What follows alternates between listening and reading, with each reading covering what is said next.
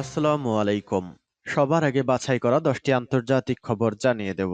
প্রথমেই থাকছে শিরোনাম। তবে তার আগে অনুরোধ থাকবে ভিডিওটিতে একটি লাইক দিবেন।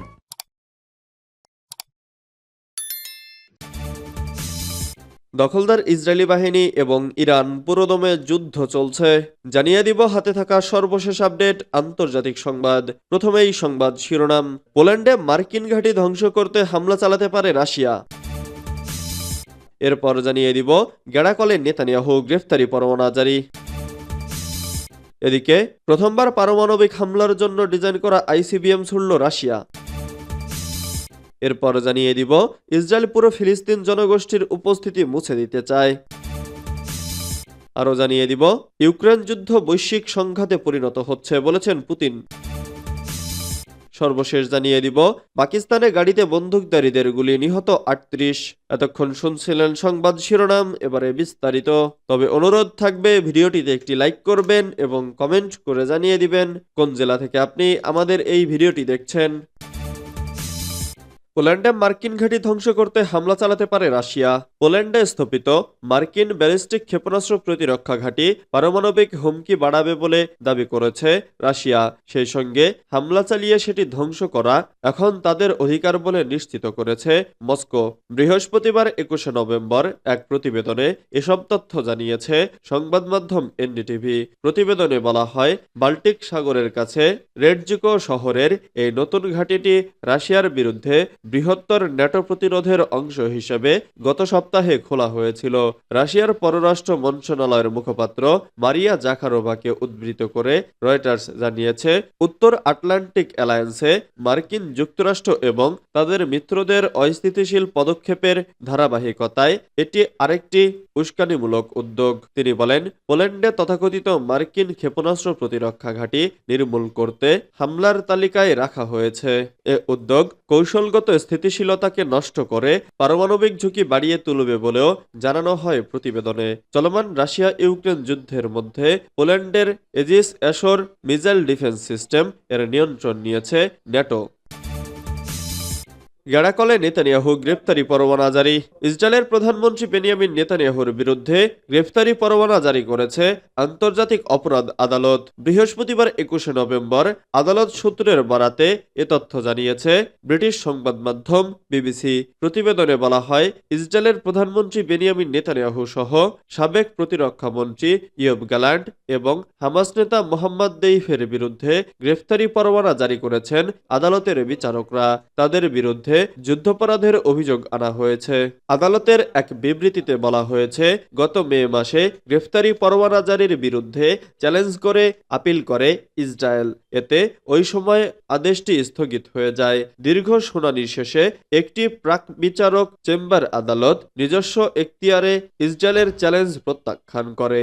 এরপর নেতানিয়াহু, ইয়োব গ্যালান্ট ও দেইফকে গ্রেফতার করে আদালতে হাজিরের নির্দেশ জারি করা হয়। মোহাম্মদ দেইফের বিরুদ্ধে পরোয়ানা জারি করা হলেও তার জীবিত থাকা নিয়ে সন্দেহ রয়েছে, কারণ ইসরায়েলি সামরিক বাহিনী বলেছে জুলাই মাসে গাজায় একটি বিমান হামলায় তিনি নিহত হয়েছেন। তবে তার নিহতের দালিলিক প্রমাণ আদালতে নেই। তাই আদালতের চোখে দেইফ এখনও জীবিত এবং যুদ্ধাপরাধের আসামি। প্রথমবার পারমাণবিক হামলার জন্য ডিজাইন করা আইসিবিএম ছুড়ল রাশিয়া। ইউক্রেনে হামলায় প্রথমবারের মতো আন্তঃমহাদেশীয় ব্যালিস্টিক ক্ষেপণাস্ত্র ছুড়ল রাশিয়া। কিয়েভের বিমান বাহিনী বলেছে, স্থানীয় সময় বৃহস্পতিবার ইউক্রেনে হামলার সময় এই ক্ষেপণাস্ত্র উৎক্ষেপণ করেছে মস্কো। আইসিবিএমটি হাজার হাজার কিলোমিটার দূরে পারমাণবিক হামলা চালানোর জন্য ডিজাইন করা। তবে এই ক্ষেপণাস্ত্রটিতে কি ধরনের ওয়ারহেড ছিল বা কি ধরনের বিস্ফোরক ছিল তা ইউক্রেনীয়রা স্পষ্ট করে, যদিও এটিতে পরমাণু অসজ্জিত ছিল এমন কোনো ইঙ্গিত পাওয়া যায়নি। মস্কোর হুঁশিয়ারি সত্ত্বেও চলতি সপ্তাহে রাশিয়ার গভীরের লক্ষ্যবস্তুতে যুক্তরাষ্ট্র ও ব্রিটিশদের দেওয়া ক্ষেপণাস্ত্র নিক্ষেপ করে ইউক্রেন। কিয়েভের এই হামলা ৩৩ মাস ধরে চলা যুদ্ধে দ্রুত উত্তেজনা বৃদ্ধির সর্বশেষ গুরুতর পদক্ষেপ ছিল। নিরাপত্তা বিশেষজ্ঞরা বলছেন, বিষয়টি নিশ্চিত হলে এটিই হবে আন্তঃমহাদেশীয় ব্যালিস্টিক ক্ষেপণাস্ত্রের প্রথম সামরিক ব্যবহার। পারমাণবিক ওয়ারহেড বহনে সক্ষম যকৌশলগত অস্ত্র। এটি রাশিয়ার পারমাণবিক প্রতিরোধের একটি গুরুত্বপূর্ণ অংশ। ইসরায়েল পুরো ফিলিস্তিনি জনগোষ্ঠীর উপস্থিতি মুছে দিতে চায়। ফিলিস্তিনের ইসলামী প্রতিরোধ আন্দোলন হামাস বলেছে, ইহুদিবাদী ইসরায়েল ফিলিস্তিনি ভূখণ্ড থেকে পুরো ফিলিস্তিনি জনগোষ্ঠীকে মুছে দেওয়ার লক্ষ্য ঠিক করেছে। হামাসের পলিট ব্যুরোর সদস্য খলিল আল হাইয়া বুধবার আল আকসা টেলিভিশন চ্যানেলকে দেয়া এক সাক্ষাৎকারে একথা বলেন। হামাসের এই নেতা বলেন, দখলদার বাহিনী সবাইকে লক্ষ্যবস্তু করছে। তারা হাসপাতাল, সিভিল ডিফেন্স, নারী, শিশু, বৃদ্ধ সবার উপর হামলা করছে। দখলদার সরকার ফিলিস্তিনি জনগোষ্ঠীকে উদ্বাস্ত করে গাজাকে জনশূন্য করতে চাইছে এবং এর মাধ্যমে পুরো ফিলিস্তিনি ভূখণ্ডে একটি ইহুদিবাদী রাষ্ট্র গঠনের স্বপ্ন বাস্তবায়ন করতে চায়। গত বছরের 7 অক্টোবর থেকে গাজা উপত্যকায় বর্বর আগ্রাসন ও গণহত্যা চালিয়ে আসছে। এতে এ পর্যন্ত প্রায় 40,000 ফিলিস্তিনি শহীদ হয়েছেন, যার বেশিরভাগই নারী ও শিশু।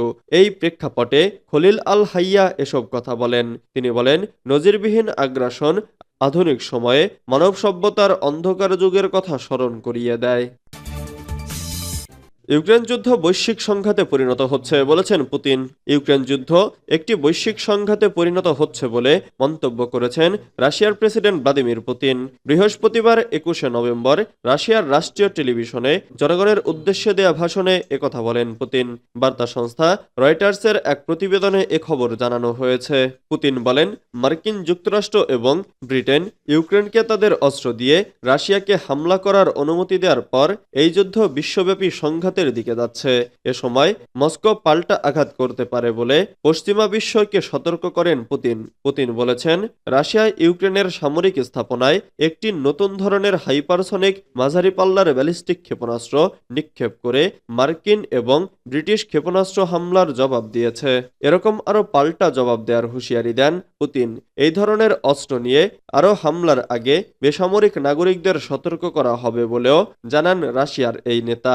প্রেসিডেন্ট জো বাইডেনের প্রশাসনের অনুমোদনের পর ইউক্রেন 19 নভেম্বর মার্কিন নির্মিত 6টি ATACMS এবং 21শে November British Storm Shadow missile দিয়ে রাশিয়ায় হামলা চালায়। সেই মুহূর্ত থেকে ইউক্রেনের একটি আঞ্চলিক সংঘাত, যা আগে থেকেই পশ্চিমা বিশ্ব উস্কে দিয়েছে, এখন তা একটি বৈশ্বিক যুদ্ধে পরিণত হচ্ছে।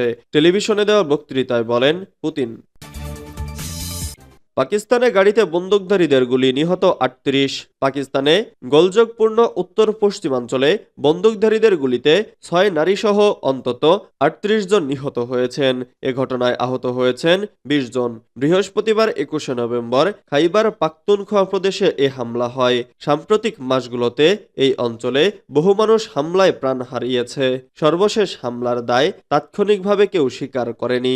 স্থানীয় পুলিশ কর্মকর্তা আজম আলী জানান, একটি গাড়ি বহরে করে করাচিনার শহর থেকে খাইবার পাখতুনখোয়ার রাজধানী পেশোয়ারে যাওয়ার পথে বন্দুকধারীরা গুলি চালায়। আহত অবস্থায় হাসপাতালে অন্তত 10 জনের অবস্থাও আশঙ্কাজনক। পাকিস্তানের স্বরাষ্ট্রমন্ত্রী মহসিন নাকভি বলেছেন, হামলায় অন্তত 38 জন নিহত হয়েছেন। প্রধানমন্ত্রী শেহবাজ শরীফ এবং রাষ্ট্রপতি আসিফ আলী জারদারি এই হামলার নিন্দা জানিয়েছেন।